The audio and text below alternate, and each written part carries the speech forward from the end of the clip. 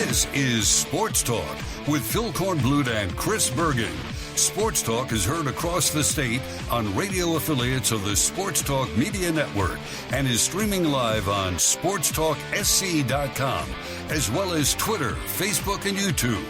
The South Carolina Education Lottery lucky number to call in is 888-898-2525. That's 888-898-2525.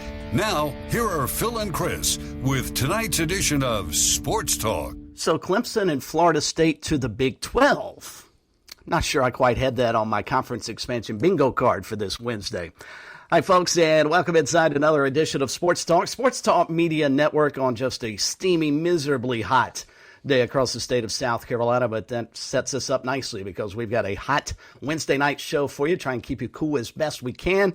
Chris Bergen over here sweltering in Sardis. Meantime, I'm sure Josh Cohen doing the same down in Columbia, where it's never cool. It's famously hot. And maybe with the ocean sea breeze, just a touch cool along the Grand Strand, where Matt Smith joins us tonight as Smitty takes over for Phil Kornblut, who's still out on vacation. Korn will rejoin us in Dallas, Texas next Monday for SEC Media Days. 888-898-2525 if you'd like to be a part of the show here tonight. We've got plenty of news notes to hit on. We've got time for your phone calls. Also coming up on the program just after 6:30, our good friend MJ Ward from Golf Today. Of course, he is our golf insider. Mentioned earlier this week that Keegan Bradley has been named the United States Ryder Cup captain for next season, and we will get to MJ's take on that and also start looking forward to next weekend, the final major of the year in professional golf, the British Open that'll take place across the pond. So we'll get MJ's take on that and all things golf just after 6:30. Also, Josh Brown, former Gamecock kicker, now working with a good sponsor of ours, Lawyer Lisa. We'll get his take on the upcoming SEC Media Days and find out what all is going on in his business life as well, since he has moved on from the sport of football. Still a huge fan, but we'll get Josh's take on that. And maybe if we have some time tonight, if not, we'll certainly get to it tomorrow. Was over in Conway a bit earlier today, had a chance to check out Justin Gray, first-year head men's basketball coach at CCU, his team practicing. And I got a chance to catch up with him for a little while. He's been on the job about 4 months now since taking over for the Hall of Famer Cliff Ellis. So we will get Justin Gray's take on things and how things are progressing. I can give you one positive note for you Coastal Carolina fans. The intensity level, if that translates to a really good basketball team, Smitty, Coastal may go undefeated, because what I saw in practice today, my gracious, those guys are getting after it. And I was joking with Coach, said, normally when you and I and Coach Gray, when he was playing at Wake Forest, normally October 15th was the day that everybody looked forward to. It's sort of a national basketball holiday in college hoops. That was the first official day of practice. I don't know when the first official day of practice is anymore in college hoops, because the season never ends. As soon as they get done with the Final Four in late March, early April, the teams are back at it for what they call, the one-on-one individual workouts that turn into summer practices, that turn into fall camp, and then turn into the regular season. So, but like I said, the intensity level ratcheted up considerably. Now, it's July the 10th, so you have to kind of measure expectations. How will that translate to December 10th and January 10th, I guess, remains to be seen. But it was eye-opening for me to sit down and watch them, because, tell you what, they were getting after it on a hot day over in Conway. Yeah, a little too warm for me to be out there doing that. I'd have pulled up lame today for Coach. But, as you said, the new world, they just continue to expand these calendars further and further out. So I'm not surprised that they're practicing in mid-season form, even though it's, mid-July.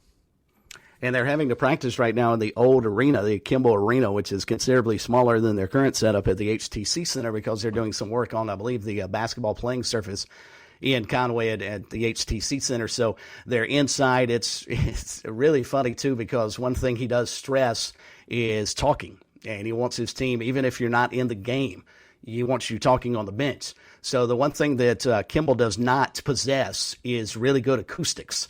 So it gets really, really loud in there, considering there were 15, 20 kids in there practicing. So, yeah, that was a lot of fun today. But a good interview with Coach Gray. We'll try and bring that to you either tonight or tomorrow. All right, 888-898-2525. But we've got to kick it off with the big news of the day, and a lot of it surrounds Clemson, Smitty. And let's start with the ruling that actually went in favor of the Atlantic Coast Conference in the ongoing legal battles between the Tigers, the Seminoles, and the ACC. John Blau reporting that Judge Lewis A. Bledsoe in Mecklenburg County has not granted Clemson's motions to stay the ACC's case against the university in full. But he does, however, dismiss several parts of the ACC's complaint. Now, I did not go to law school.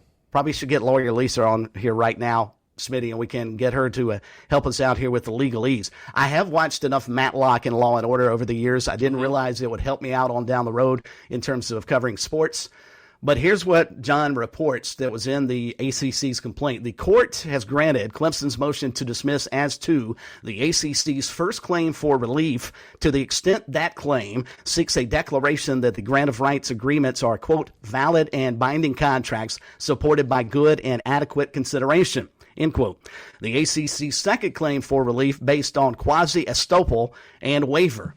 Now, I had to look up what estoppel means, and that is an equitable doctrine that prevents a person from denying an act or assertion if such denial is deemed to bring harm to another who reasonably relied on the act or assertion. Stop me there if you understand what the heck I just read. Okay. All right. I'm trying to follow, Chris, but I believe what you were saying is that the ACC needs to act in Clemson's best interest, and Clemson needs to act in the ACC's best interest, right? So when you move forward with the grant of rights negotiation with, say, a media rights partner like ESPN, it is up to the ACC to do its best on behalf of Clemson to get the best deal possible. Now, I'll let you I'll let you go ahead and continue, but I want to bring something up that I have that I knew about, but I guess I'd say I'd forgotten about this court case. So you go on and please do your best to get through the Latin in this and then explain it to us. And then I'm going to bring a point. I'll bring kind of a counterpoint that I have not brought up since I've been filling in for Phil that I think is an important footnote here. Josh, you may want to get my dad on the phone. He actually took Latin in college. It may help here in the next couple of minutes, especially with quasi-estoppel. Anyway, the ACC's fourth claim for relief was also dismissed for breach of contract, and the ACC's sixth claim for relief for breach of the implied covenant of good faith and fair dealing in the ACC's Constitution and bylaws, and those claims are hereby dismissed without prejudice. Now, the Atlantic Coast Conference released a statement following the ruling today in North Carolina where they anticipated to get a favorable judge, and obviously they did in Mecklenburg County. The ACC saying, quote, "We are pleased with today's ruling as it confirms that only a North Carolina court can render a decision that will apply to both Clemson and Florida State. The opinion also reinforces what the ACC has clearly articulated from day one. The North Carolina courts are the proper place to enforce and interpret the ACC's agreements," end quote. As the court found, Clemson does not challenge whether the ACC's grant of rights is valid or enforceable. This recognizes the ACC's consistent position that the 2013 and also the 2016 grant of rights are valid and enforceable agreements that each of our members entered into voluntarily with full knowledge of their terms, end quote. I turned it over to the only person on the panel who has a doctorate of jurisprudence. Smitty, what you got? Oh no! There's far too much here that I don't understand. But what we do know is the judge in North Carolina dismissed Clemson, the stay there in North Carolina, meaning the case, the court will rule there in North Carolina. Clemson could have gotten all of this dismissed, and then everybody would have turned their attention to the court in Pickens County, where Clemson has filed against the ACC. But this judge has ruled that he will indeed, even though he dismissed parts of the ACC's filing against Clemson, that he will indeed rule on this case in North Carolina. And the reasoning being, I read a little bit more on this to try to extrapolate some of this, that they believe that will limit the confusion in the end. But you can see, by the way, I do know one legal term in there, dismissed without prejudice, which means these charges can be refiled. Oh, boy. So what is that? What are we dealing with now? Clemson is going to pursue its case against the ACC in Pickens. The judge in North Carolina is absolutely positively going to rule on this case in North Carolina in Mecklenburg County, home of the ACC offices. Florida State has a pending case against the ACC in Florida. Okay, somebody is going to have to rule on this in the end, and who has jurisdiction over another, which one of these court cases, if they conflict, and they likely will, is going to overrule the other, which means I think this is going to be a drawn-out process. And the thing I wanted to bring up as a footnote here that I had failed to mention in our conversation last week with John Blau, and I should have, because I said, I thought the ACC looked like on paper had some advantages here, at least from a legal standpoint, that at least if we're trying to make sense of all of this as laypersons, that it looks like you might even be pulling for Clemson to get out of its deal with the ACC. But it looked like on its face that the ACC had some pretty good standing. But I had not forgotten necessarily, just failed to bring up, and I want to bring it up now to you, Chris, as a reminder. John Swofford was the commissioner of the ACC when this deal was many of these deals were pinned with ESPN and others, but they carved out a section of the grant of rights for Raycom. You remember Raycom Sports? Oh, the good old Raycom days. I miss those days. I really do. At the time that the grant of rights, that Raycom was brought into the conversation, and so they took some of the games away from ESPN and gave them to Raycom, a regional network. At that time, John Swofford's son, Chad Swofford, worked for Raycom and eventually became the company's vice president and general manager. They got some Tier 2 and Tier 3 rights for $50 million annually. So, in other words, Clemson and Florida State are suggesting Raycom did not, that's more than they deserved or whatever. Whatever. The point is, Raycom got a sweetheart deal, and they got that sweetheart deal because John Swofford was in the room and he knew his son worked for Raycom. I don't know that that's true. I'm just saying that's a point I have not brought up and I had left out of some of these discussions, but I think it's worth illuminating here because I think that makes the ACC look pretty bad and not quite as good as they did a couple weeks ago when this court case was first started to be discussed. I would agree. I really would. And the ACC Media Days, we are about 10 days away. It's week after next. SEC is up next week. The Big 12 has been going on this weekend. There has been a newsy Big 12 Media Days coming out of Las Vegas that we'll get into in just a second. But when the ACC Media Days show up, Smitty, I'm beginning to wonder, and I fully believe this may be the most attended ACC, what do they call it, ACC kickoff. They don't call it ACC Media Days, in history. And I'm not talking about all the Dallas media that's coming to follow SMU and any media from California that may actually have some interest to coming cover it from Stanford. I'm thinking because of everything going on outside the league, has nothing to do with the football teams. I mean, whether or not Clemson can beat Florida State in Tallahassee is going to be a footnote to all the legal stuff going on. And also this news that came out last night that we'll get into momentarily about maybe the SEC and the Big Ten are not landing spots for either one of those schools. I don't know how Dabo Swinney and Mike Norvell are going to handle the amount of questions lobbed at them that have nothing to do with their football teams. Right. No, I would agree with that. I think they're going to just turn the focus right back to their football teams because Coach Sweeney's MO throughout this has been, look, that's above my pay grade. I can't deal with it. I can't comment on it. I'm sure that's what Graham Neff has encouraged Dabo Swinney to do because really no good can come of Dabo Swinney talking about this, right? Because it looks like, as you say, Clemson is on its way out. There's going to be a divorce. Florida State and Clemson are going to break away. And as you just mentioned, you said who had Clemson and Florida State to the Big 12 on their bingo card. I have asked this question, I do not know how many times, doing the show with you and Phil and even off the air. Do we know where Clemson and Florida State would land?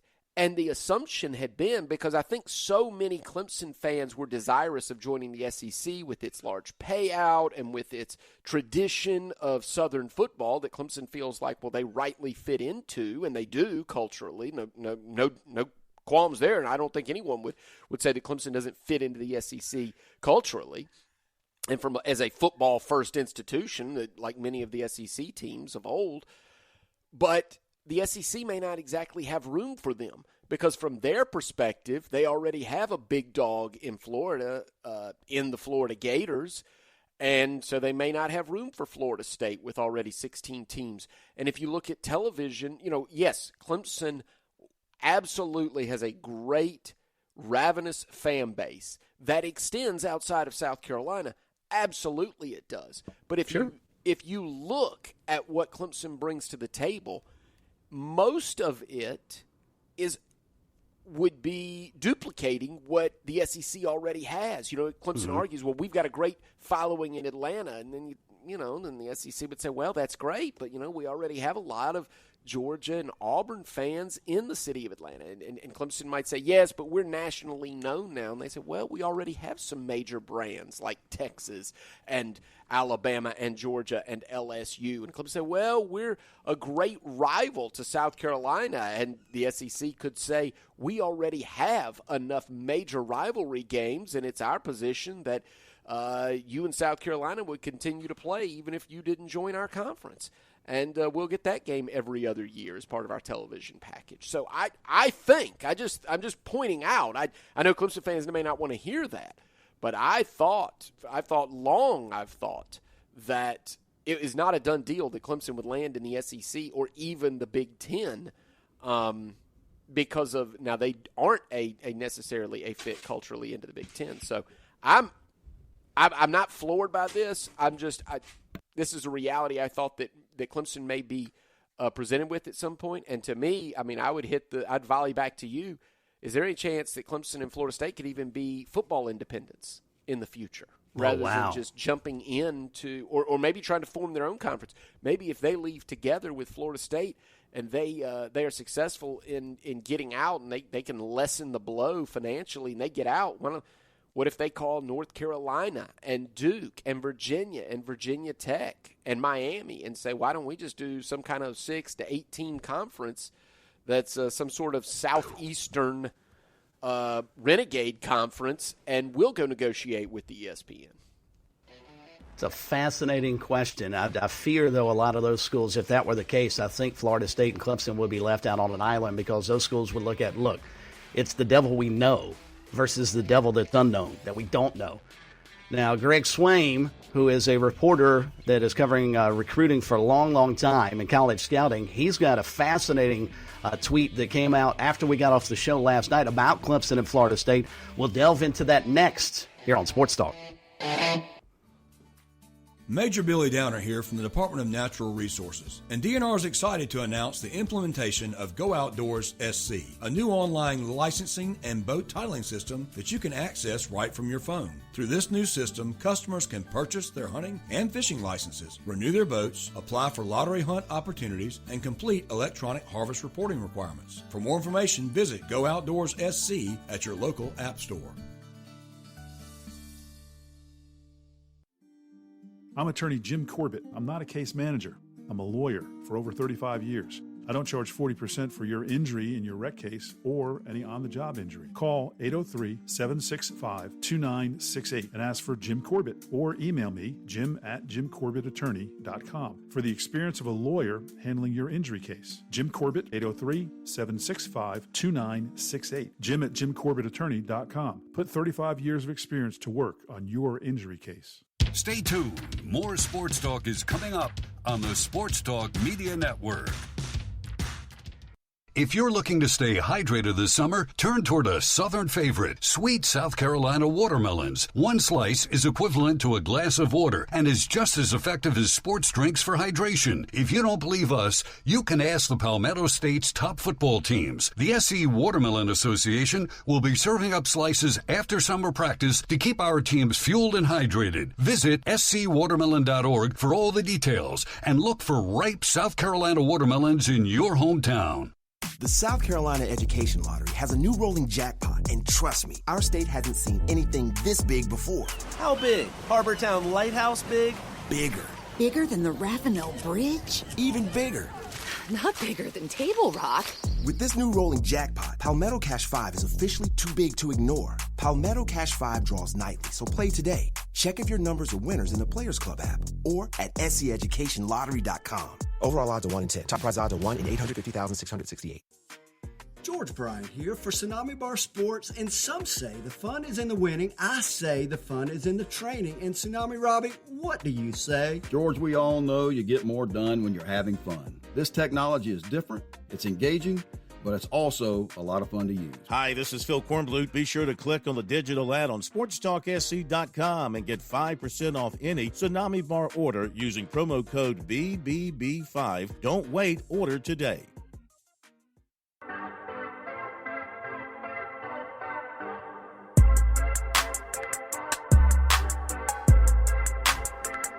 Wednesday night here on Sports Talk. Chris, Smitty, and Josh with you this evening up until 8 o'clock. You can be a part of the festivities at 888-898-2525. Your phone calls to come. MJ Ward right around the corner.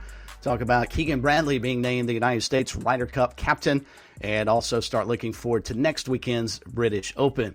Talking Clemson football, though, right out of the starting blocks here tonight. And Smitty, if the legal part of the equation wasn't interesting enough, Greg Swaim, who is a reporter that has covered recruiting and scouting, collegiate scouting and the like for a long, long time. I'm assuming it appears he's based out in Oklahoma. Runs his own Twitter page at Greg Swaim Show. And right after we got off the air last night, he had a breaking piece of information. I'm going to take it at face value, take it for what it's worth. It is conference expansion news, so take that for what it's worth. But as he tweets, as we've said for a year, Florida State and Clemson will not get a Big Ten offer due to neither being AAU accredited. But from Vegas, where the Big 12 media days are currently taking place, Greg Swaim adds, the talk is the SEC has now turned the pair down. With new sponsorship, the Big 12 probably won't pay quite what the other two do, but with those two, they'll pay double what the Atlantic Coast Conference does. And here's the fascinating point, if that's not fascinating enough, Smitty. He goes on to write that won't end conference expansion for the Big 12. The talk is they will actually take 6 teams from the Atlantic Coast Conference. So my guess is the teams you just ran through, the North Carolinas, the Virginias, the Virginia Techs of the world, may join, if Greg is correct in his assumption, may join Florida State and Clemson in a much, much bigger Big 12. Yes, so that was kind of what I was hinting towards, and I hope that I was clear in my meaning that the Big 12 is a fascinating landing spot. But Chris, I don't know if is it the same for everybody. In other words, we said North Carolina. I think North Carolina, even though Florida State and Clemson are not going to the Big Ten because they're not AAU accredited, and I think Correct. We don't have to dig into the fact that we know they are not an ideal fit for the Big Ten. But you know who might be, and I should have mentioned this in the last segment. What about North Carolina? If the Big Ten is going to expand southward, there's no room for Clemson and Florida State, but I could see them making an exception and coming for North Carolina and Virginia, who I'm going to guess are AAU accredited. I don't know that to be certain. Miami might be another interesting one, too. Miami as well, because some of these how about Duke? How about Duke, which is a high academic university? I think that would be fascinating, and so I don't know what it would look like if Clemson and Florida State, who those other teams might be, maybe Louisville. I don't think so. The Big 12 currently, I'm trying to think and run through all the teams in my head that they have. But then the other factor here is, even after whatever teams the Big 12 may try to add, which, by the way, currently – the payout for the Big 12 is similar to what it is to the ACC. I think there's less than $1 million difference currently. But besides that point, how big can a conference get? What are you going to do? It's a really good question. If you have 20 when is too teams, much? Yeah. You have to break into divisions at that point, right? Clemson can't be playing Arizona and Arizona State every other year. That can't happen. So they'd have to come up with a plan that made sense. And they would have to be able to entice teams like Clemson and Florida State, I think, with something bigger than they have currently, which is why I brought it up. I'm just wondering, is there any world that Clemson or Florida State would try to operate as football independents, which is not an easy road to hoe in this era of the 12-team playoff, because it's not, Notre Dame is kind of written in there, but the rest of the independents, it's a difficult way to go. As I mentioned a few minutes ago, I think this may by far be the most attended ACC kickoff, and the interesting things will have nothing to do with what occurs between September and December in the league on the football field. I walk a lonely road, the only one that I have ever known. Don't know where it goes, but it's home to me, and I walk alone. Wednesday night edition of Sports Talk Media Network. Chris Bergen with you here tonight from Stardust. Meantime, Matt Smith over in Georgetown and Josh Cohen ready to line you up back home in Columbia. 888-898-2525. We'll have room for your phone calls coming up in a little while. We'll get back into the Clemson discussion, plus some other major news notes that we want to hit on today. But in the meantime, of course, coming up next week, the final major of the golf season will take place overseas with the British Open, and kind enough to join us with a sneak preview of the British Open, but more so the announcement earlier this week that the United States has named its Ryder Cup captain for next year, and it's Keegan Bradley, somewhat of a surprise, as we welcome in our golf insider from Golf Today, MJ Ward, joins us tonight here on Sports Talk. MJ, how are you on this hot Wednesday night? Well, it's good to be with you guys, and there's never a dull moment in the golf lane as we reach the pinnacle of it with next week's Open Championship. But certainly the Ryder Cup announcement was really a surprise as well. Well, I'm glad you thought so, because I fully anticipated it would be one of two people, and Keegan Bradley was not one of them. I thought maybe Phil Mickelson would get a chance. Certainly Tiger Woods would be in consideration. You said it was a surprise. Why was it a surprise to you that Keegan Bradley was named the captain?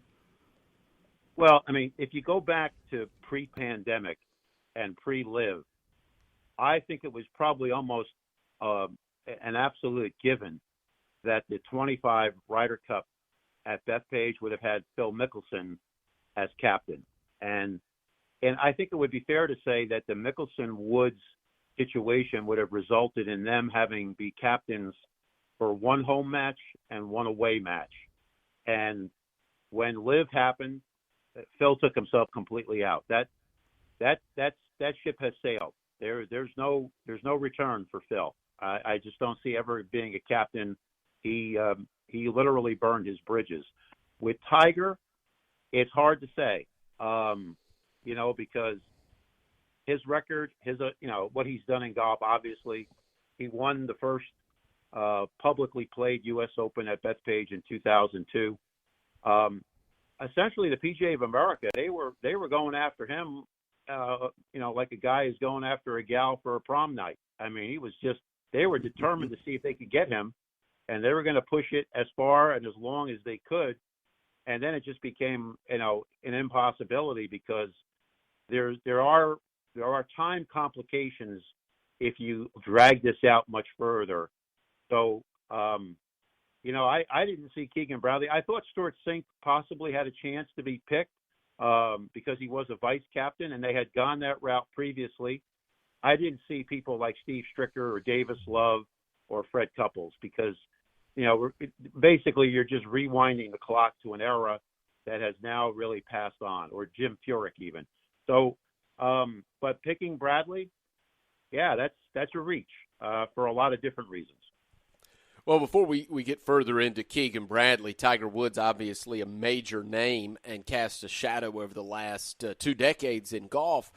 Why do you think it didn't work out? It sounds like ultimately Tiger Woods said no. Why would Tiger Woods say no to an honor like this?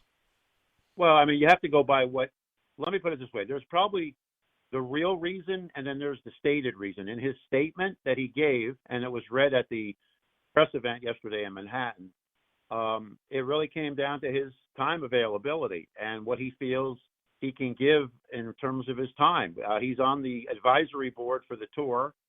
He's obviously taken an active role in what the ongoing discussions are with Liv, and then more importantly, how the PGA Tour will be structured going forward between the guys who are at the elite level and then the average players, or I should say average players. I mean, there's highly skilled players, but the bulk of the rest of the field. So I think it was a question of the time. There's no way to know how Tiger could have fit this in or not fit it in, because, his name still carries obviously a tremendous amount of weight. Clearly, the PGA of America was going to wait it out and take as long as necessary to see what they could do to get him to commit to it. But it's interesting that when he fell out of the mix, they had to come up with something really quick. And the way it was explained at the press conference, and I think it makes all the sense logically, but I think the question comes down to is, does Keegan Bradley have the goods to deliver as a captain? And, there's no way to know the answer to that until the matches are being concluded. I can give you examples of people. I mean, frankly, Paul McGinley being picked years back, not too many years ago, about 10 years ago in 2014, I believe, at Glen Eagles. I mean, to be captain, Paul McGinley's record compared to the All-Stars that the Europeans had previously as their captains, whether it be Seve Ballesteros or Bernhard Langer or Ian Woosnam, he was not really a high player in the pantheon of wins and losses. Keegan Bradley has a better record than Paul McGinley, but at the same time, Keegan Bradley as a marquee, no, it's not going to be anything close to Tiger Woods or even if Phil Mickelson if he was still eligible. So it'll be interesting to see how Keegan Bradley works his way through this minefield and being a captain, because I will tell you this, his legacy will be marked based on what happens with this Ryder Cup. I mean, unless he wins other golf tournaments in his career, possibly that could happen. He's still active as a player, but his legacy is going to be really pinned down to how this turns out at Bethpage in about 14 months. Our golf insider from Golf Today, MJ Ward, joining us here tonight on Sports Talk and looking back on the somewhat curious selection of Keegan Bradley as United States Ryder Cup champion. And one thing he's going to have to change is momentum, right, MJ, because the Europeans have won 5 of the last 7, 8 of the last 11 against the Americans. How much impact, though, can a captain have? Or is it finally just going to boil down to like every other sport? If the players don't play well, regardless who's coaching them, they're not going to win. Well, that's very true. Everything you just said is absolutely true. I mean, the captain doesn't hit a shot. It's the players who play. But I think you have to get players prepared. What we found now in the Ryder Cup now over the last 4 or 5 matches now, the home team has had a tremendous advantage. And the differentiation between the teams, the point spreads over the last 4 or 5 matches, we haven't had any real close ones in quite some time. And the home team situation is unique. I will tell you, I've played Bethpage all my life. I'm very familiar with the facility. I will tell you that the Europeans, they better bring their earmuffs with them when they get there, because they will never hear a crowd like what they're going to face. My only concern is that the security measures need to be really tightened up because of what happened at the Travelers event a few weeks ago. You can't have situations like that happen. I'm sure they're very aware of this, and I'm sure they're going to make sure that the precautions are taken. But in terms of getting players ready, I just think that Keegan, I think what a captain has to do basically is kind of work through the personalities of the players that you have and then get as much feedback from them as possible so that they're in as much comfort zone as one can possibly be. You have to keep this in mind with a Ryder Cup. I mean, it'll be played in late September of next year. So there will be a space of time between when the Tour Championship finishes up on Labor Day and then when the Ryder Cup is being played. So there's a lot of different variations here about what players should be picked. It'll be interesting to see what Keegan Bradley does on his captain's picks. I mean, the 6 players that go in automatically, he has no role to play with that, besides obviously knowing who they are. But the 6 captain's picks and who he picks as his vice captains, that's all going to set the terms of the atmosphere. But make no mistake about it. I mean, the Europeans, to play them, even on home soil, is going to take an effort to win, because we are now past the Tiger Woods, Phil Mickelson, Jim Furyk. That whole show has now come to an end, and now we're into this next wave. So I would not be surprised if Keegan goes with some of the younger players that you're seeing emerge. I mean, clearly there's, some of the heavyweights like, for example, Scotty Scheffler and Colin Morikawa. I mean, you have them, at the top. It'll be interesting to see what he does with live players. I mean, I know Keegan at the press conference yesterday, he mentioned that I'm going to take the best players, is what he said. So a guy like Bryson DeChambeau, Brooks Koepka. Who knows if Dustin Johnson is back in form?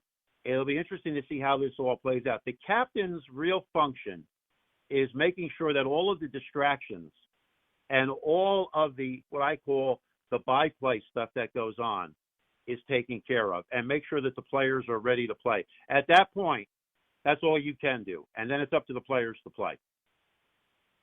You mentioned how noisy it will be at Bethpage next year for the Ryder Cup. It almost reminiscent of the War by the Shore, Kiowa. That's when I first really started digging into and enjoying the Ryder Cup so many years ago. The United States fans were just off the charts down at Kiowa Island. Do you think it will be sort of that home course environment? Is it going to get that rowdy in your mind? Well, I tell you, when you combine alcohol and when you combine the, the absolute fan craze that goes on, this will be my 12th Ryder Cup that I'm going to be attending. I've seen the matches both on this side of the pond and on the other side. There have been some really nasty words said by fans to players during the course of matches, and they really need to keep an eye. As someone who lives in the New York metropolitan area, I would not want to see Bethpage get a black eye because of a situation that could happen at the matches. I mean, it should be competitive, and it should be where fans can get into it. But there is a fine line between getting into a match and then trying to exert an influence where you're seeking to embarrass somebody or seeking to create a scene so that the flow of the matches are interrupted. I would hope and I would think that the PGA of America and New York State, this is a state park, Bethpage, that they will have the full complement of security, and they will take a zero tolerance to anybody who attempts to do anything that could take away from the flow of the matches. That would be my hope. But as we saw at the Travelers, as we've seen in other situations, when you have that many people and you have alcohol, you have the possibility for people doing and saying things that are clearly out of bounds. But I fully anticipate that they would be on top of this, knowing full well what the circumstances are of having the event, at Bethpage and on Long Island. All right, MJ, we'll certainly try and catch back up with you next week to look at it further, but let's at least get a sneak peek as to next weekend, the final major of the year in the golf calendar with the British Open coming up. And Rory McIlroy said today at the press conference for this weekend's Scottish Open that he has put his disastrous finish at the U.S. Open behind him. First off, do you buy that? And if that's indeed the case, is he the favorite next weekend in your mind? Well, I'll just repeat what Bill Parcells used to say as a football paraphrase. You are what your record says you are. So until we see a score, until we see something, Rory McIlroy is fully capable of winning the Scottish Open. Make no mistake about it. He did that when he threw away the Masters in 2011. He set U.S. Open records with the next major when the U.S. Open came up in June at Congressional in 2011. He is fully capable of turning the script around. But the bottom line to this is, until he gets that monkey off his back with a major win, this is still going to be the storyline for a guy like him. And, there's other players that are fully capable, of winning, at Troon.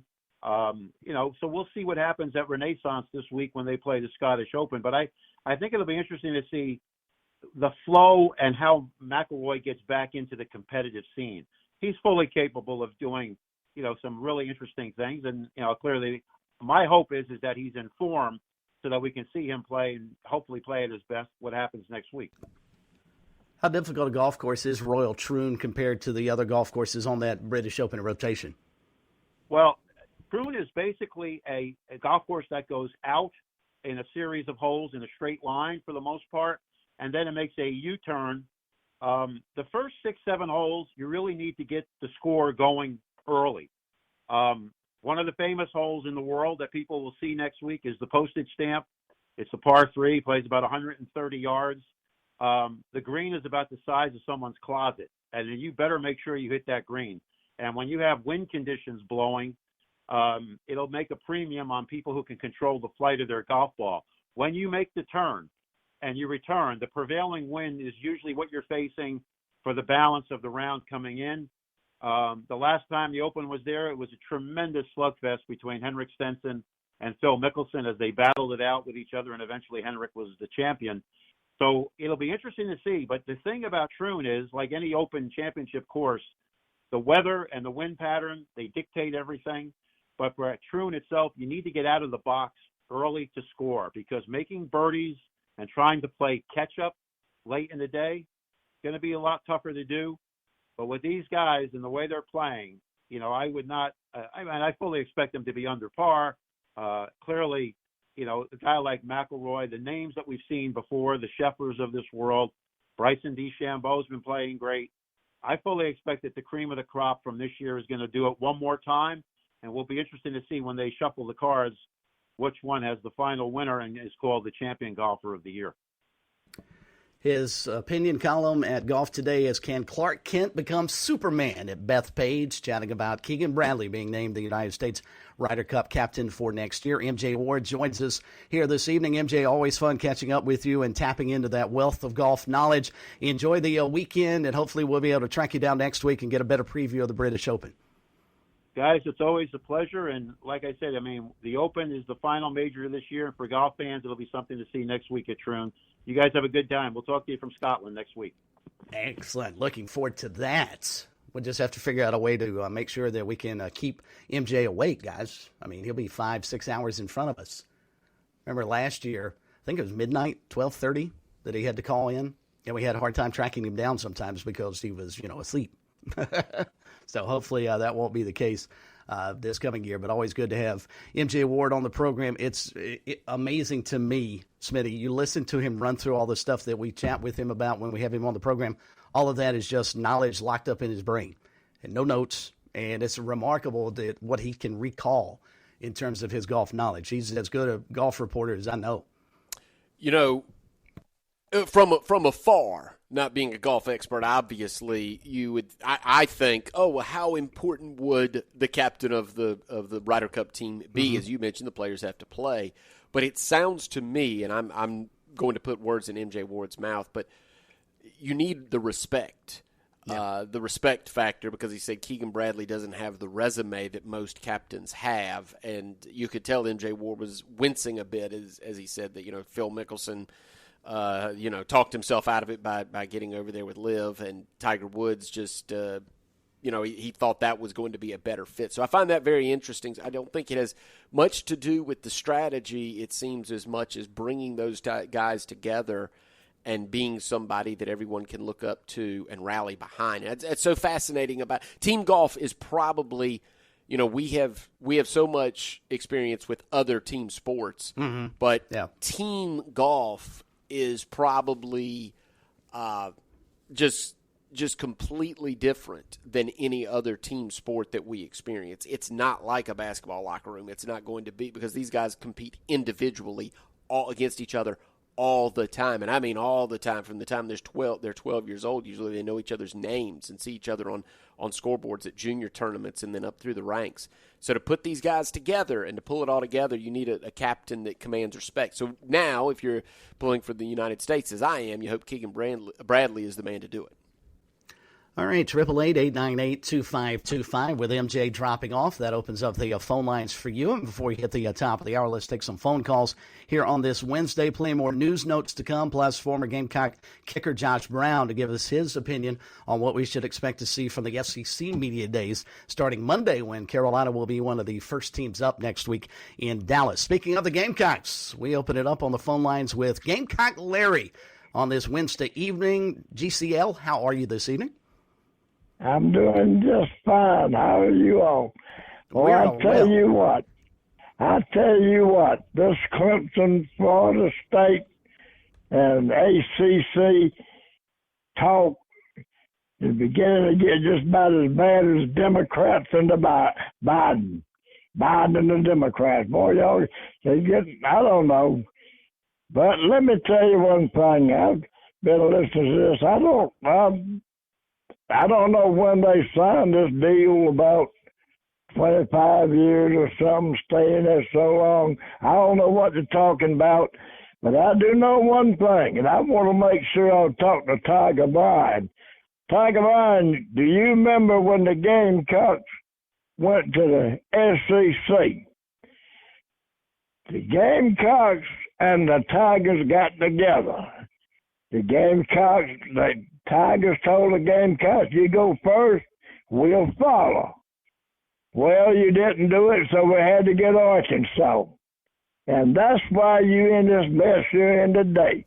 You could have been in the SEC with the Gamecocks. I could have been playing the Gamecocks every year like you always do, and being happy. But now you got to be fighting. Lord have mercy. You should have looked. You should have went through with your promise. You go first, and the Tigers will go come second. You didn't do it. You backed out. We had to get Arkansas, and we doing pretty good. But that's about it. Oh yeah, Tiger Bryant. I'm going to Omaha before you do. I am going to Omaha College World Series before you do. Go Gamecocks. Love all of y'all. Talk to you later. All right, Larry, we appreciate it. Larry's timeline a little off, though. When South Carolina and Clemson were talking about leaving the ACC, that's when they were both supposed to go. The Gamecocks went. Clemson did not. And so Clemson stayed in the Atlantic Coast Conference. It was not a situation where the Gamecocks and Tigers were thinking about both going to the SEC when USC was entered the league in 1991-92. Matter of fact, I think Florida State, if memory serves, was actually the SEC's first choice. And we've talked about this before. I think Bobby Bowden sort of nixed that. Did not want to leave the ACC, a conference he was dominating, to go to the SEC where he knew he would struggle. So the Gamecocks ended up going in along with Arkansas. Yeah, that's right. And depending on whose book you read, and by the way, you have a lot of knowledge about what you just spoke about. For those that don't know, Chris was around a lot of the basketball people at the University of South Carolina, and got some, I'm sure, heard some pretty good stories, and I've heard some of those as well. And Phil Kornblut, who will be back with us next week, he has shared some of the stories that he's gotten over the years. And you are right. Frank McGuire, and we all knew about the acrimonious relationship between Frank McGuire and the Tobacco Road schools, which he felt like were swinging big hammers in the ACC, and there were a litany of reasons that he and others wanted to leave the ACC. And you're right, as I said, depending on whose book you read, the story goes South Carolina was going to exit the ACC, whatever that 68-69, and Clemson was going to follow, and Clemson stayed. And so yeah, now Gamecock Larry's right about one thing, though. Clemson has cast its lot with the ACC for these many years. When it was created, right? When Clemson left I believe they were in the Southern Conference prior to the 50s, and they've been with the ACC since the 50s, if I'm right about that. All right, let's keep it on the phones before we hit the top of the hour. Let's head over to Georgia, just across the board to Augusta, and welcome in Steve to Sports Talk. Steve, good evening. How are you, sir? Hey, how y'all doing? We are well, thank you. How are you? Good. Hey, I just wanted to kind of follow up a little bit on a topic from last night that everybody was talking about the 4 buys. And I know you guys are aware of this, but, there's actually a 5th buy if you factor in if Notre Dame is in that 12, they won't play on championship weekend. They'll get their bye just be a week early. Good point. That is an excellent point that Notre Dame, every year, if they're going to the playoff, every year, while everybody else is playing on championship weekend, Notre Dame would be at home in the hot tub. That's a really good point. Excellent point. That's right. When y'all were talking about that, it just kind of came to my thought process that they were just getting their bye a different week. So, yep, that's really good stuff, Steve. Thank you. I appreciate you calling. All right, 888-898-2525. We'll take the top of the hour update, come back and get into some news notes that we'll pass along. More of your phone calls, plus Josh Brown set to join us as well. If you missed the Clemson stories from the opening segment of the program, we'll recap some of that. Also, the Gamecocks have found out whom their opening game will be against in the upcoming Fort Myers tip-off. It's an interesting matchup. Delve into some of that. And do the SEC schools already know that they're going to play 9 conference games relatively soon?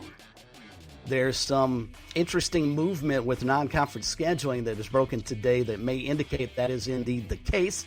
We'll delve into all of that with you on a midweek Wednesday edition of Sports Talk here on the Sports Talk Media Network. Come on back.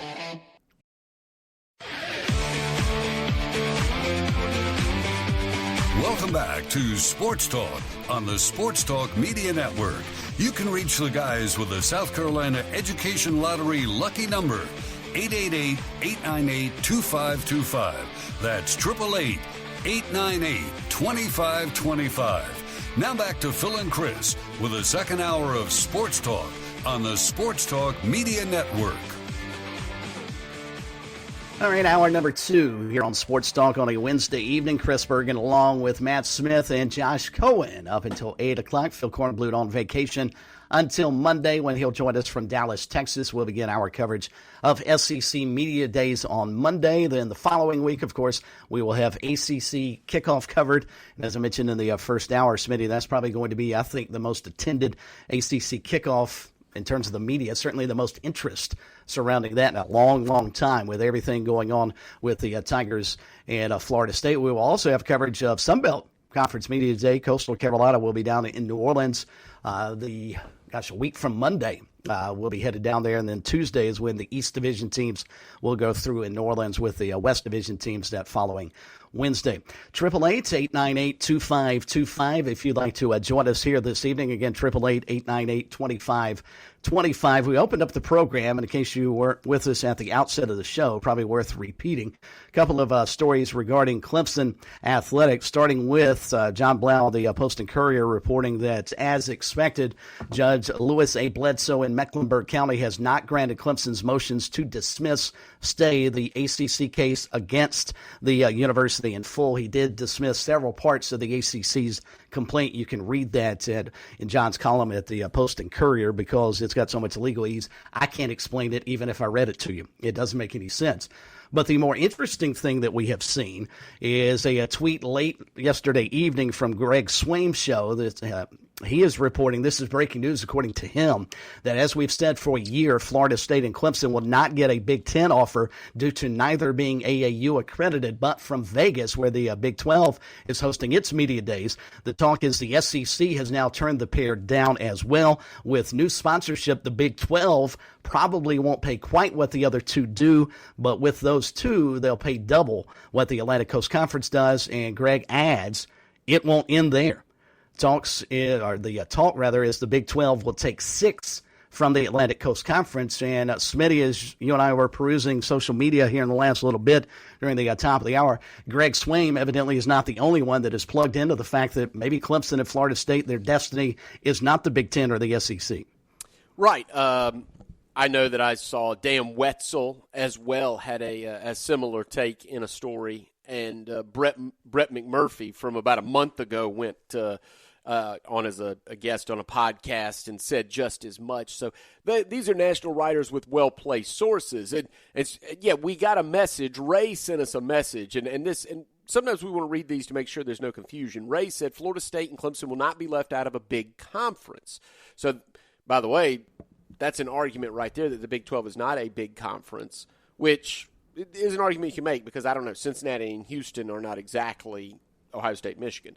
Look what Clemson brings to the table. All men's sports as well as a few women's sports, they're close to elite. Keep thinking they don't bring eyes to the TV. Definitely a bigger brand than USC, meaning South Carolina.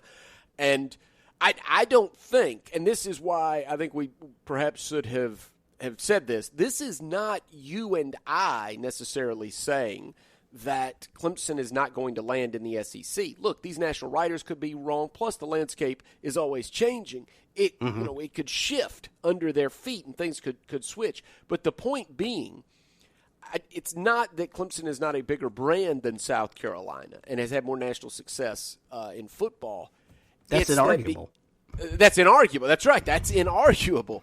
It's where the SEC stands and cutting the pie up right now 16 ways. The way they have looked westward for expansion into those television markets. So I think it's important that it's not just about – this is not a South Carolina Clemson thing. It's very difficult inside our state sometimes to necessarily parse through those things. It's not South Carolina Clemson.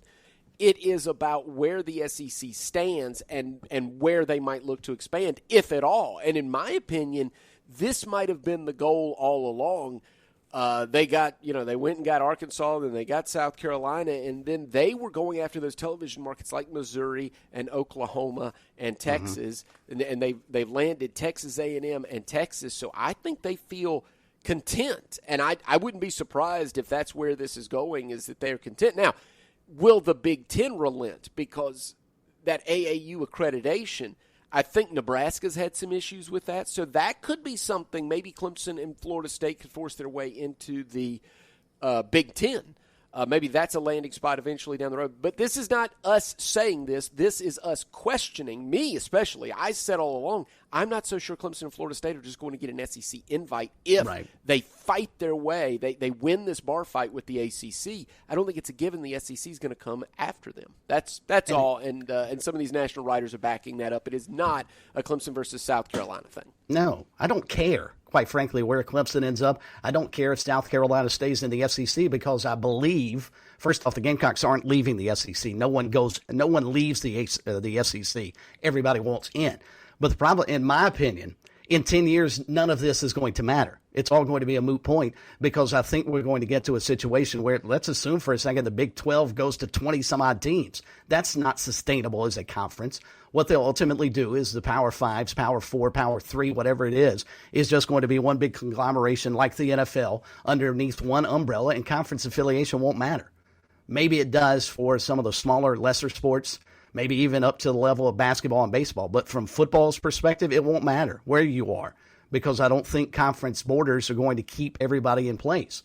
Even if Clemson gets out of the ACC and goes to the Big 10, the Big 12 or the SEC, I don't know that fixes the problem, because I don't believe those conferences, as we now know them, are going to govern and exist the way they currently do 10 years down the road. I just don't see college athletics stopping at a situation where we don't have just these mega situations where the conferences have gotten way too big. They're bloated. So let's just do this.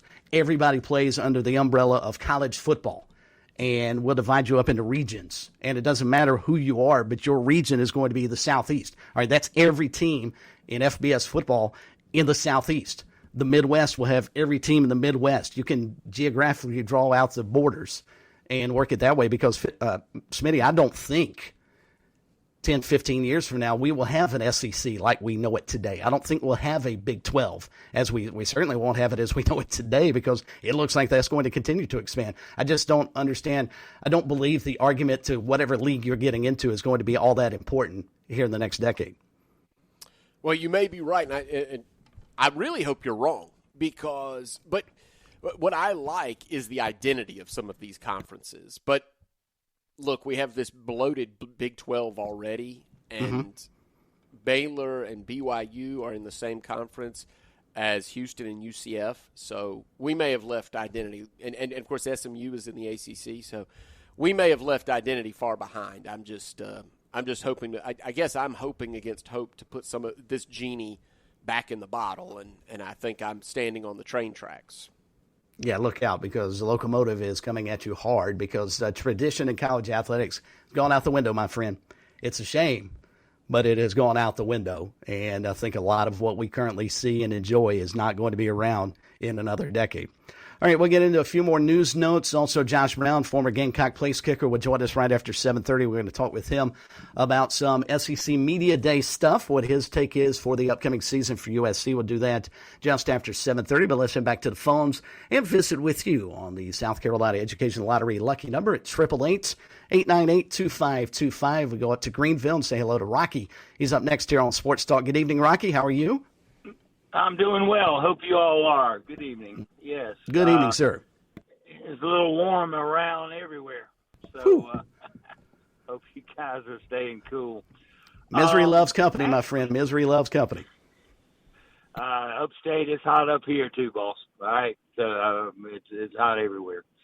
I'm calling about, Florida State and Clemson. You guys were talking earlier, and I was out of pocket, but it just reminds me, let's just say it's a player of, you can pick a sport, it doesn't matter, and they're in the midst, they sign a longer-term contract, and all of a sudden in that contract, they're like, well, wait a minute, these guys that are similar to me, they're getting paid more money, I want to renegotiate.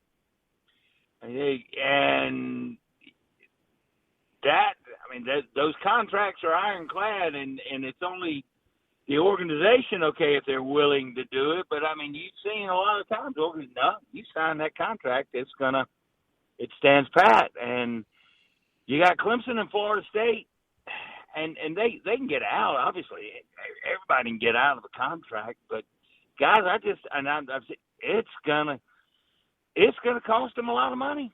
Now, whether you go to the Big Ten or whether you go to the SEC, and I don't think Clemson's not going to the SEC. Florida State's not going to the SEC. If the SEC takes anybody, it's going to be a North Carolina school. All right? I mean, that's just I think everybody's talked to that, and we're kind of tired about that. But it's going to cost them a lot of money. What do you guys think? Well, that's always been my contention about the entire lawsuit. I mean, Clemson, Florida State, NC State, Virginia, all these schools in the ACC clamored for the grant of rights deal a long time ago. They knew what they were getting into. Now, maybe they didn't read the fine print, which is what the current attorneys are trying to uncover to see if there's a loophole. That's on the schools. That's not on the Atlantic Coast Conference. They should have known what was in that contract or don't sign it. But they all wanted to do this, and I'm like you, Rocky. That's one thing that has always bothered me about this. They signed that deal. They wanted to be grouped together until, 2036. And now just because you're not getting the same payday that you see around the country, you should have thought about that 10, 15 years ago.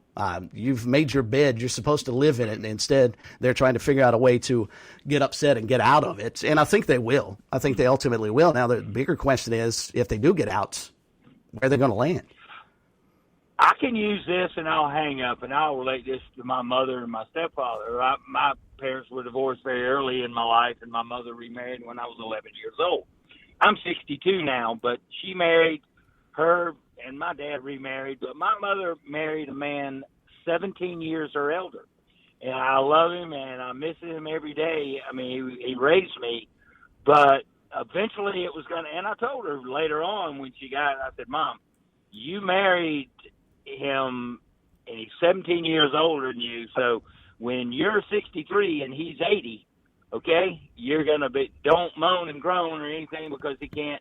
And I used to tell her that, and it is what it was, but he was a wonderful man and he lived to be 84 years old. And, God rest them both. My mother as well died earlier, at an earlier age. But that's the way I look at it. You sign up for what you sign up for, and you got to understand the consequences down the road, if that makes sense, I guess. Absolutely does. That's sort of my thinking, too. Rocky, we appreciate it.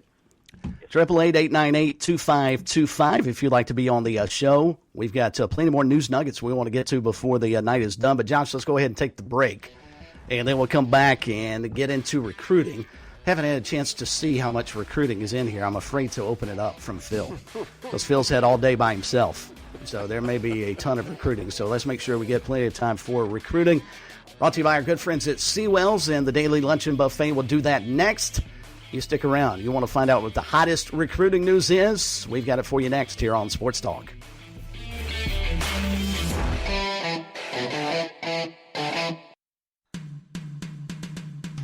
Relax this summer with a promotional rate on select travel purchases with your Founders Federal Credit Union credit card. Now through August 31st, get 6.99% APR for 6 months on qualifying purchases, including airfare, hotels, restaurants, and cruise lines. Don't let interest rates slow you down this summer. Visit foundersfcu.com/travel to learn more. Not a Founders member yet? Founders has the financial tools you need and the personalized service you deserve. Stop by an office or visit foundersfcu.com to learn more about Founders and see if you qualify for membership. On March 1st, 2025, the promotional APR will revert to the effective APR as previously disclosed. Call 800-845-1644 for details about credit costs and terms. Membership qualification required. Call Lawyer Lisa. Experience the difference with Lawyer Lisa. Hi, I'm Lisa Hosteller-Brown. Did you know it's possible to avoid probate court after you die, regardless of what you own? Why put your loved ones through a long, stressful public process when there are better options for your family? Visit lawyerlisa.com to see how we can help. Call Lawyer Lisa. Experience the difference with Lawyer Lisa. 7511 St. Andrews Road, Irmo, South Carolina. You're listening to Sports Talk on the Sports Talk Media Network. We're back in a moment. There's a lot of things we take for granted in our lives. Your home's AC will run cool. Your drive-through coffee will be hot. And the car will start when it's time to take your kids to school. It's when things don't go as planned that you start thinking about who to call and where to turn. The good thing is, you can prepare for life's most difficult days by calling the Larry Lucas Agency today. Larry is a State Farm agent that has been taking care of people across South Carolina for more than 2 decades. You probably have insurance, but switching is easy, and bundling can save you hundreds or more. Most importantly, the Larry Lucas Agency can help you choose the protection you want at the price you want. All backed by South Carolina's #1 home and auto insurance company. Visit LarryLucasAgency.com today or give Larry a call at 803-799-1998. Like a good neighbor, Larry Lucas State Farm is there. You've put in the work for your education. The extra early, extra late, extra work. That's because you understand education opens doors to better pay, better opportunities, and a better you. Being educated about playing the lottery is no different. It helps you be a better player, one who knows when to play and when to take a rain check. The lottery's a game, so let's keep it fun. Learn more at sceducationlottery.com/betteryou. The Sports Talk Recruiting Report is sponsored by Seawell's Catering. Big buffet, big recruiting report by our good friends at Seawell's in Columbia, the best place and the hottest place to go for the Daily Luncheon Buffet, which will feature tomorrow, Josh Cohen. Southern fried chicken, hamburger steak and onions, and teriyaki glazed salmon. Sounds pretty good to me. Absolutely does. And if you're looking for the best in the catering business, then you need to get in touch with Seawell's at SeawellsCateringSC.com. Plus, where did it go? Here we go.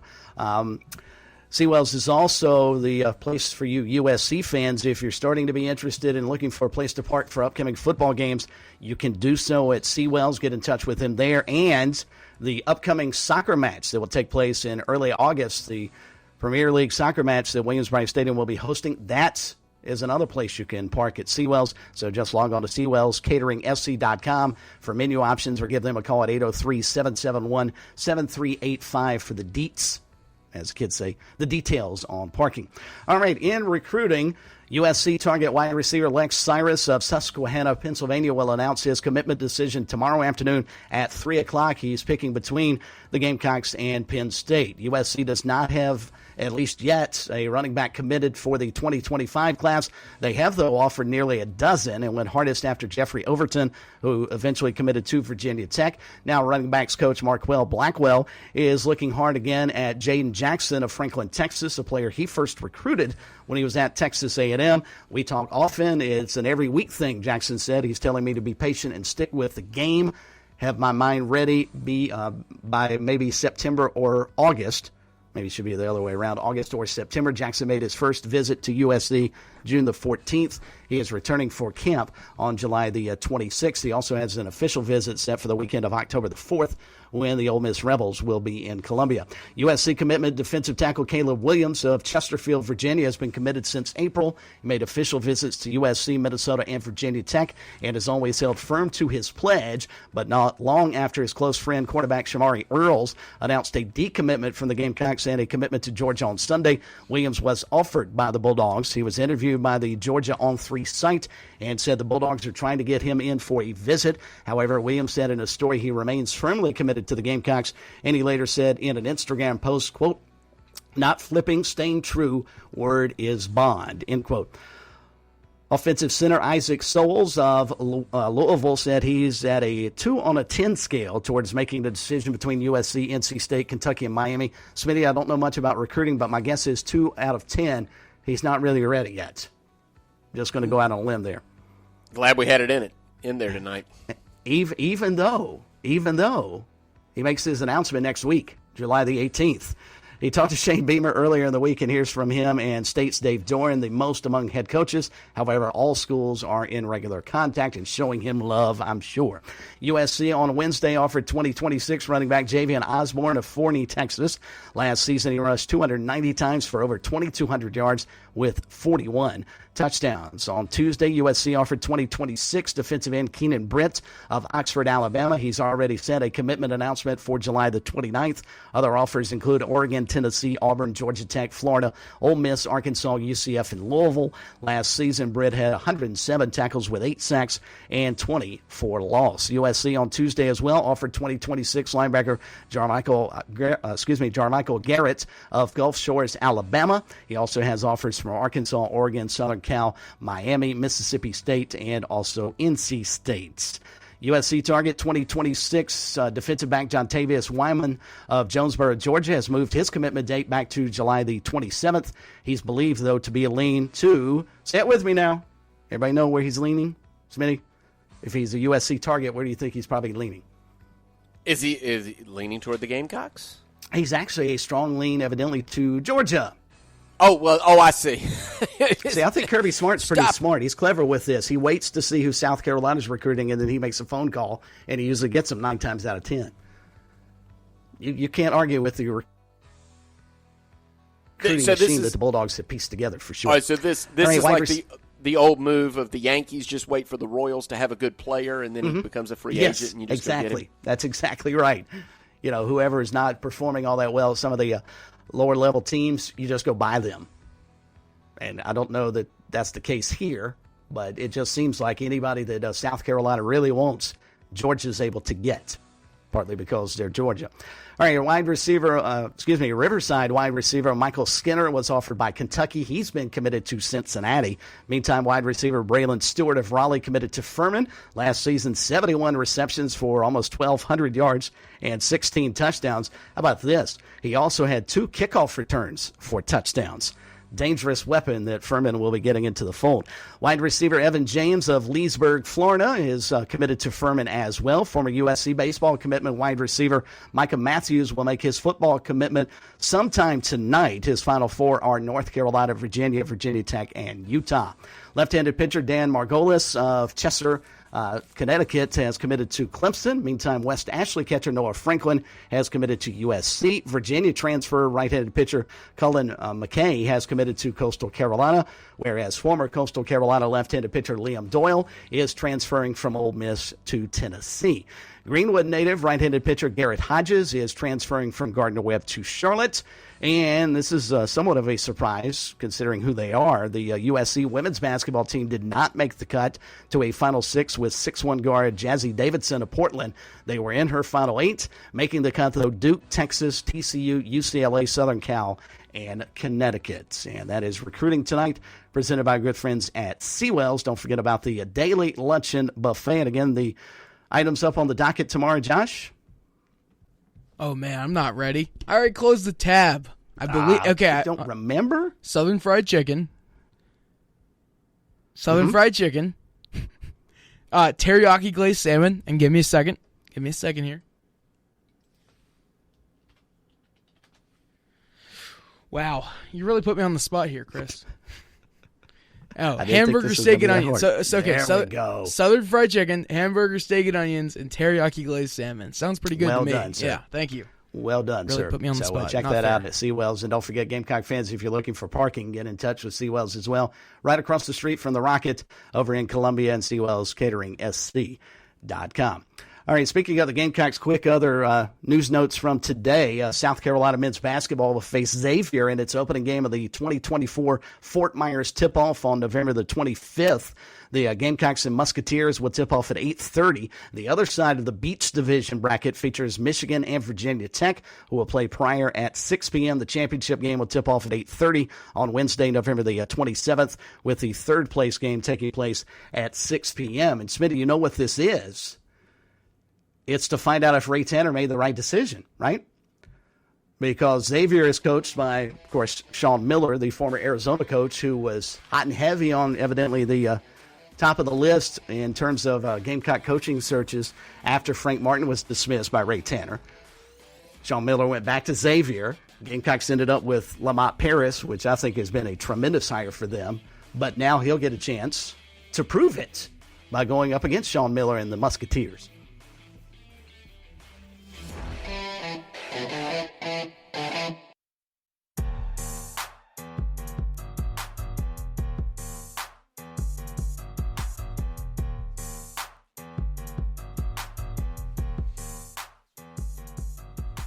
And welcome back into Sports Talk, last half hour on this Wednesday night. It's been a good show. We've taken some good calls tonight and had some really good topics, including Clemson and Florida State trying to win their bar fight against the ACC. This with ACC Media Days, or ACC Kickoff, just a couple of weeks away. I'll be there in person to be a part of some of those questioning sessions. And, of course, Phil Kornblut will be at SEC Media Days in Dallas, Texas. And we will take just a second here to have our special guest on, Josh Brown, who works with Lawyer Lisa, which you have heard those spots on our stations for a while here on Sports Talk.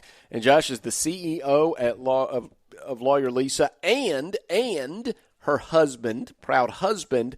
And more importantly, of course, he hit a 49-yard field goal against Tennessee in 2005, so South Carolina was able to beat the Vols and Phil Fulmer for the first time on Rocky Top. Josh, welcome to Sports Talk. I don't know if Phil Kornblut covered your recruiting, but I'm going to guess that he did. Yes, he did, and thank you. I'm glad to be here. Well, before we get into what you do with Lawyer Lisa, I know you tell the story all the time, and I know you probably never have to buy your own drink in Columbia anywhere, and you made a lot of field goals in your time as the starting kicker at South Carolina. But for those that remember, it was a 16-15 win in 2005 in Tennessee. 49 yards is a long, long way, Josh. I actually just watched the video of that. So can you tell the story for us? Like I said, I'm sure you tell it with your buddies all the time, or you get asked all the time. Can you tell it one more time for us? Yeah, of course. It's such a great memory. I don't mind telling it again. Coach Spurrier throughout the year would always say, hey, be ready. You know, it might come down to a field goal. Well, lo and behold, the Tennessee game, I saw kind of where we were in field position and what the score was. And then it was like third down, and Coach was kind of debating it, and I was halfway out on the field. And he just kind of motioned me on to go out there and kick. So, you know, as you saw the video and everybody else remembers, and always never ceases to tell me where they were and what they were doing when it happened, of course, because it's such a big event, first win there. But anyways, after the game, Coach Spurrier told the media, and still tells the story to this day, and I think he wrote in his book that, you know, I didn't know what I wanted to do there, but Josh was already halfway out on the field, so he said to himself, well, I guess he really wants to kick it. Go ahead. He said it made me look like Coach of the Year. Oh, that's great. He really, because you had such confidence that I'll let him kick it. So that lets us inside the mind of a national championship winning coach, an offensive innovator. The kicker's just halfway out there, so we'll just let him go for it. What was Steve Spurrier like as a head coach? And you know, that was such a fascinating year. That was Blake Mitchell, and of course Sidney Rice was on your team. What was it like being in that locker room and having the famous and legendary Steve Spurrier as your coach? Oh, it was awesome.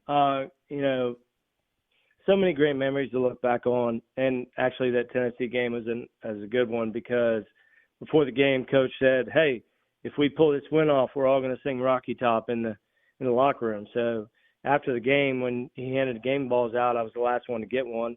And then he's like, all right, let's call it up. And I said, oh, Coach, remember you said we could sing Rocky Top. So then we all, as a team, got to sing Rocky Top in the visitor locker room as the last moment of the first win there. So it was quite a moment and quite an event that you can always look back on and just have a great feeling about, you know. Josh Brown joining us. As I said, he's moved on. He's done a lot of things in his career, and we'll get to that in just a moment. Of course, his role at Lawyer Lisa. we'll do that in just a moment. Josh, who was your best friend on the team? I'm always curious. Who were you palling around with back then? Oh, well, I mean, I was friends with everybody, but of course my clique there was the special teams guys. So, Ryan Suckup was a freshman. That was my senior year. So Ryan Suckup was there. Everybody knows who that is, of course. Ike Crowfoot, long snapper. Scott Morgan, long snapper. Everybody. Blake Mitchell. I mean, the list goes on and on. We all were a close group because of what we went through when Coach Holtz left and bringing Coach Spurrier in. We all wanted to have that sense of success because of how frustrated we were with the previous seasons, Well, you certainly had some great success in your time there. What was it like? You said you were friends with Blake Mitchell. I wonder, did he know whether he was going to be playing quarterback from week to week in the Spurrier area? Oh no. And here's the thing. Coach Spurrier will openly admit it that he'll never yell at a punter or kicker. I guess he feels like their job is important enough to where him yelling at him ain't going to help anything. It's probably going to do more hurting. And that is the absolute complete opposite of how the quarterbacks get treated, let me tell you. So he's pretty rough on them and demands perfection. I think it just comes from him being, Heisman winning quarterback. And, he just wants that greatness to come out of the guys that he coaches like he played. Well, Josh, let's talk about what you do now. Obviously, Lawyer Lisa has been a great supporter of Sports Talk, and so we want to, illuminate and kind of make sure we know everything that you offer there at Lawyer Lisa. Tell us about your role there and what your wife, Lawyer Lisa Hostetler Brown, what she specializes in with that firm, and where can they get to an office here in the state? Yeah, of course. Lisa's created a great practice at Lawyer Lisa. Really, the main focus right now I'd like to highlight on is the life care planning that she provides to all the elderly navigating aging issues. And she has a great staff that will help all the people that are aging navigate benefits, elder care, doctor's visits, cognitive visits, and just she has somebody on her staff that will help in every aspect of what these people are going to be going through. So what's great about it is her and her team will stay on board with these clients as they navigate this stuff because it is a subscription service. So it's not like your typical estate planning attorney that you go in and you get documents done. This is something that they will help them with day by day, month by month, year by year, and what they have to deal with.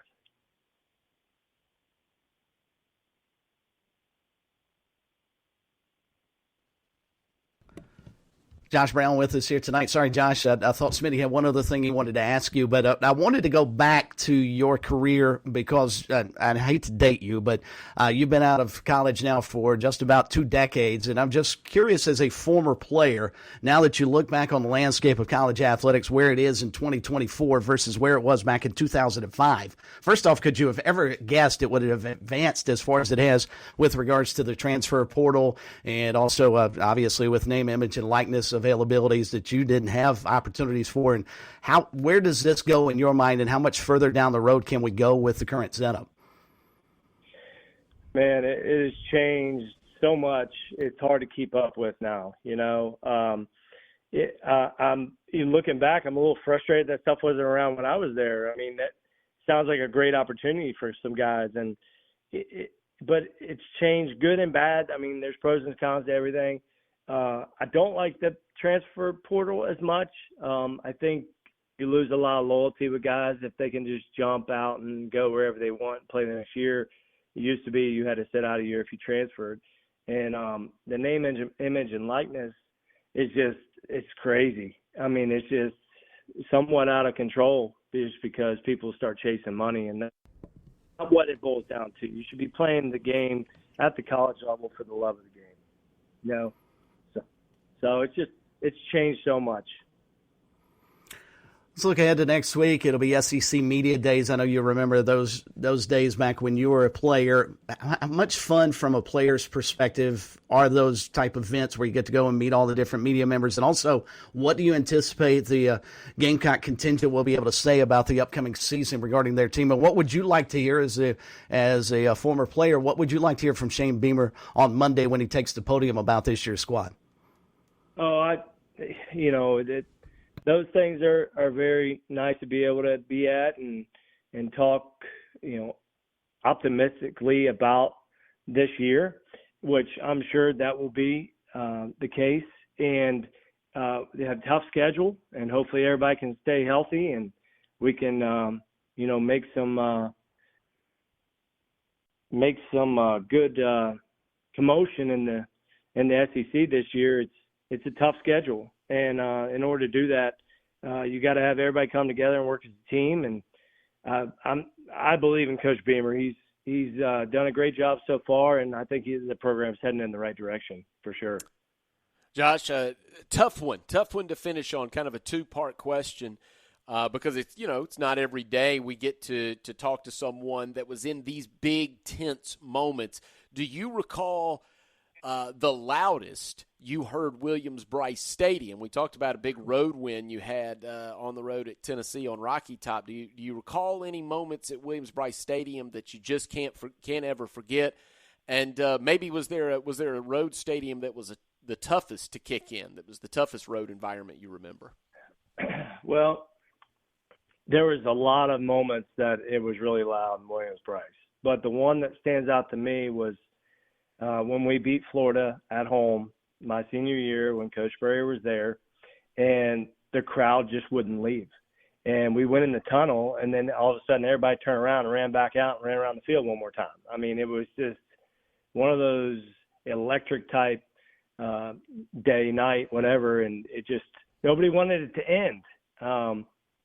So that was a really fun night. As far as an away game goes, I mean, oh gosh, Knoxville is loud just because they cram so many people in there. And Georgia's loud. Florida was very tense as well. At Florida, the stands are literally right behind the bleachers on the sideline for the game, so you feel like the fans are literally right on your back yelling at you, So that's a tough environment there, but definitely the home game against Florida when we beat them my senior year with Coach Spurrier was a night to remember for sure. Well, Josh, we really appreciate your insight tonight, and of course, we appreciate your support and everything you're doing at Lawyer Lisa. We'll continue to send everybody to lawyerlisa.com, and we'll stay in touch, Josh. Thanks, Josh. Sounds good. Thanks, guys.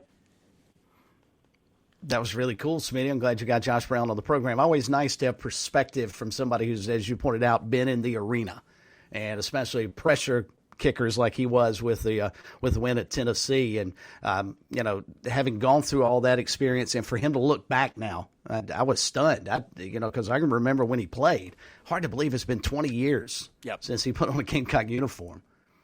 Absolutely. And, some of the younger South Carolina fans who – were brought up on some of the successes that Steve Spurrier had, and then obviously, Will Muschamp pulled a couple of major upsets, and Shane Beamer's had big upsets and wins over highly ranked Tennessee and Clemson as well. But to go back, and you'll remember this, Chris, regional writers, they probably all picked Tennessee to win that game.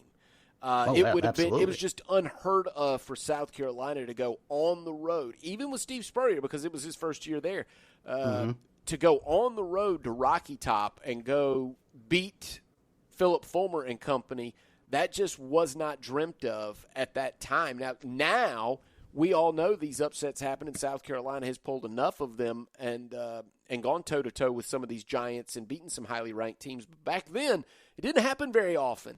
And so in 2005, whoever would have been writing at the Knoxville News-Sentinel would have just been floored that Josh Brown hit that 49-yard field goal in the final minutes, and South Carolina was able to hold on and beat Tennessee on Rocky Top. That was a very, very big moment in the history of South Carolina, and we just were able to hear from someone who was not just right there in it, but played a key role, if not the key role.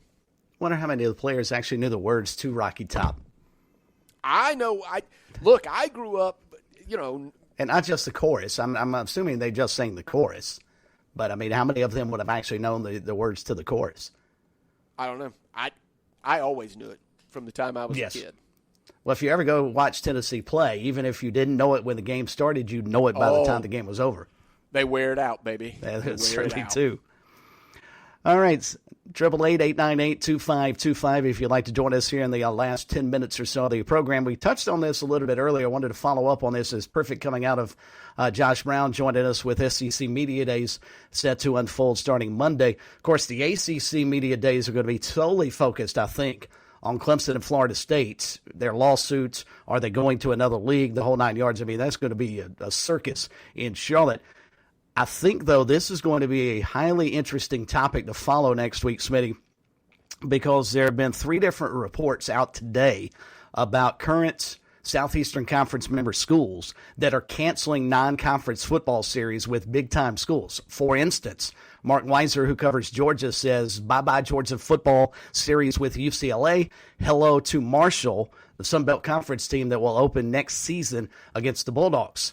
Meantime, Brett McMurphy is saying that Florida and California have canceled their 2-game series scheduled in 2026 and 2027. Nathan King, whom I'm assuming covers Auburn, he says that Auburn has scrapped its home-and-home football series, also against UCLA, scheduled for 2027-2028. Football Scoop first to report that. Smitty, the only thing I can glean from reading this, and I have no advanced knowledge of this, but my guess is it will certainly be something that will be discussed next week, or at least asked about, is the SEC has got to be preparing its teams for a 9-game football conference season. It sounds like it. And, for a long time, this has been rumored to have happened, but then some of the power brokers in the SEC always found a way to stop it. And one of the reasons that was always given after the vote was, I'm sure it's a secret vote, and one of the reasons always given was, well, you want to protect all those non-conference rivalries like Clemson, South Carolina, like Florida, Florida State, Georgia, Georgia Tech. So if they go to a 9-game conference schedule, as you're pointing out, Chris, that would mean Clemson, South Carolina. That would mean that South Carolina had 10 games lined up and will only have 2 non-conference opponents. So what I think is going to be the victim of this, we are going to lose games like Clemson, Georgia, South Carolina, North Carolina, Florida, Miami, games like that. If you're right, and I think if you're reading the tea leaves, I think it's hard to disagree that it sounds like the 9-game conference schedule is coming, then that would really mean that those types of games, the good kickoff games like the one we're going to get this year between Clemson and Georgia, those are the ones that are really in peril. And that cannot be good for college football. None of this that we have seen happen over the last couple of years has been good for college football, but the fact that Clemson and Georgia won't play, and I don't fault the Bulldogs for not wanting to add Clemson to the schedule, makes perfect sense. I mean, you've got to give your team a break. And if you've already got 9 games in the toughest conference in the country, the worst thing you want to do is add another extremely hard game that you could lose. I certainly get that. But that can't be good for college football. It can't be good for our area of the country that South Carolina and North Carolina won't play. It can't be good. And here's the question you have to ask if you're Florida. When you have 2 teams that are not in your league that are major Power 5 programs, do you look at alternating and playing Florida State once or twice and then drop Florida State and pick up Miami? Or do you just totally say, look to the University of Miami, we're never playing you again unless we get matched up in the playoffs or in bowl games? Yeah, I think Florida will choose Florida State in that, just as South Carolina will choose to keep the Clemson rivalry alive. That's just, and they just won't be able to play. But you know what? I say those games are in peril. Maybe they'll play them anyway because, Chris, you said something earlier in the program, and it's not the first time you've said it, and it's not the first time we'd heard it outside of this show, which is you think that there's almost going to be a schism, a breakaway from the haves and have-nots, that the top 65 schools are going to break away from the rest of college football. If that's the case, you may entertain what Nick Saban's plan was. If for those who don't remember, I'll tell you, Nick Saban said that only the top schools should play the top schools. You know, he never did that. He always would play Kent State or whomever. He said, because that's the situation we have. But the truth is, the teams at the top of the food chain ought to just play the other teams at the top of the food chain, meaning the Power 5, now the Power 4, ought to just play each other. So in that case, those types of games would come back. But as it's currently constructed, where FCS games, what they call, those paycheck games, the money games, the guaranteed games, if that's going to be the case, then what you're pointing out, teams like South Carolina, teams that are kind of mid-tier SEC teams, if they're going to play a 9-game conference schedule and a good rival like Clemson or Florida playing Florida State, they're probably going to choose to play Western Carolina twice as their other non-conference games. But my guess is it's not home and home, not Columbia one week and Cullowhee the next. No, they'll just try to take on as many the SoCon Invitational as they.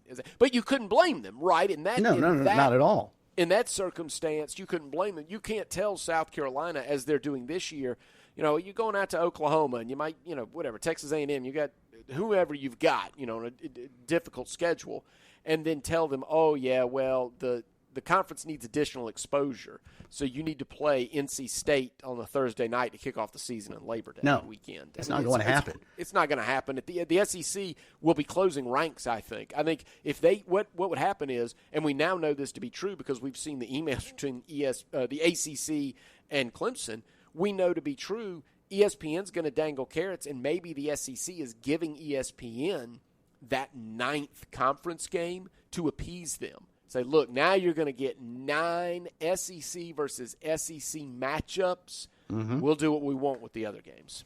Leave us alone. And I think if I'm Furman and Wofford and the Charleston Southern, I think I love this because there's room for me on that schedule. And I think if you're Coastal Carolina and some of the teams in the Sun Belt, the Group of 5 leagues, there's room for them.